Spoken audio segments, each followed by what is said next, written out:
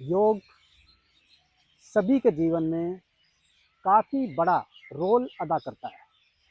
अगर इसको हम समझेंगे और हमें पता लगता है कि योग वास्तव में इतना कठिन नहीं है जितना हम समझते हैं। इसके अलग-अलग पार्ट हैं। इसको 8 भागों में बाँटा गया है, जिसमें सबसे पहले यम आता है।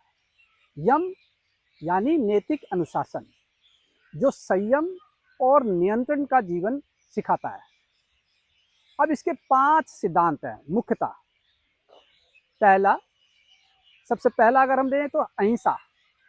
अहिंसा यानी मन, कर्म, वचन से सभी जीवों के प्रति प्यार रखना, उनको किसी भी तरह का नुकसान नहीं पहुंचाना, क्षति ना देना। दूसरा सत्य, ईमानदारी का जीवन जीना और सत्य से होकर जीवन को वास्तविक जीवन जीना, दिखावटी जीवन नहीं जीना। तीसरा अस्तेय यानी चोरी वाला जीवन नहीं जीना, उनसे दूर रहना। चौथा अपरिग्रह, आवश्यकता से अधिक वस्तुएं जो हमने इकट्ठी कर रखी हैं, जिनका हम कई सालों से प्रयोग भी नहीं कर रहे हैं, तो उनसे उनको इकट्ठा करने का क्या फ़ायदा।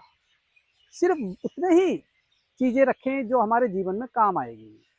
अगर देखा जाए तो एक व्यक्ति की आवश्यकता 2 वस्त्र और 2 रोटी, 2 वक्त की रोटी, 2 वस्त्र और 2 गज ज़मीन से अधिक आवश्यकता नहीं होती है।